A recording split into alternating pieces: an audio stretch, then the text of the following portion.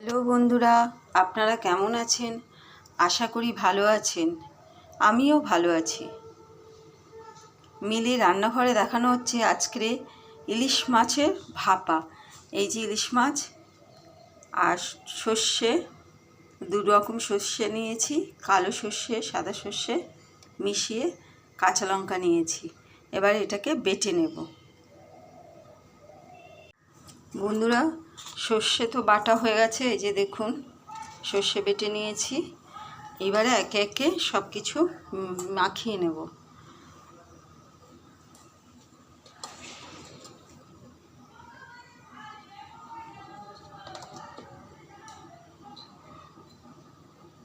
প্রথমে নুন দেব,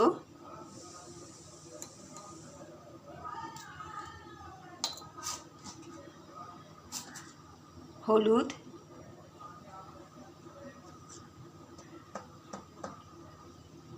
হলুদ দিয়ে দিলাম, ভালো করে মিশিয়ে নেব।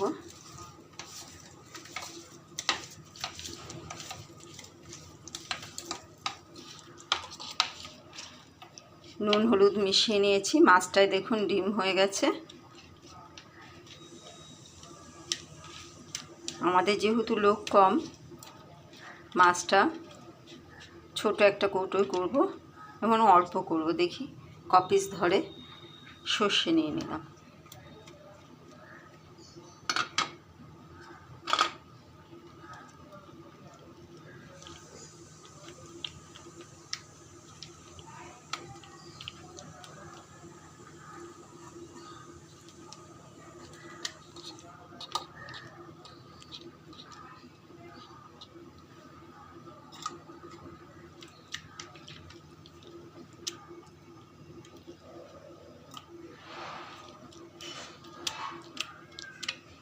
এতে ভাতেও দেওয়া যায়, কিন্তু আমাদের ভাতের পরিমাণটা এতটাই কম যে ভাতে দেওয়া যাবে না। ভাতে দিলে তো খুবই ভালো হয়।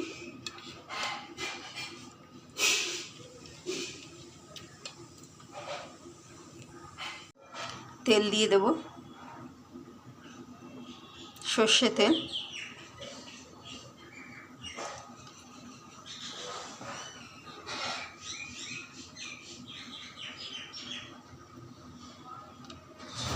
সর্ষে তেল দিয়ে দিয়েছি।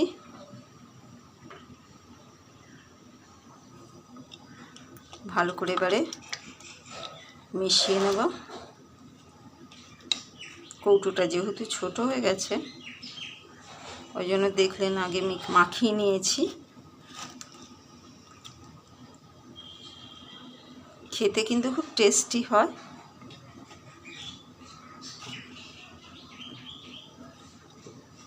যারা ইলিশ মাছ প্রিয় তাদের কাছে খুব টেস্টি একটা মাছ।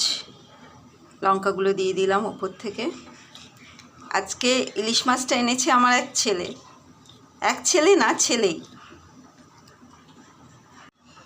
এবারে কৌটোটা আটকে দেব।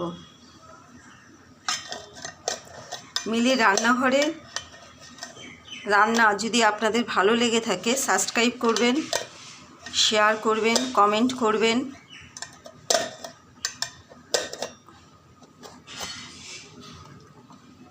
বেশি বেশি করে ভালোবাসা দেবেন। এবারে জলের মধ্যে বসাবো। জলে বসিয়ে একটা ভারী কিছু চাপা দিতে হবে।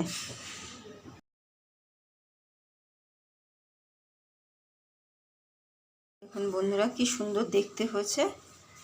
গরম গরম ভাতে দুর্দান্ত লাগবে খেতে। আপনারাও বাড়িতে ট্রাই করবেন, কমেন্টে লিখবেন কেমন খেয়েছেন।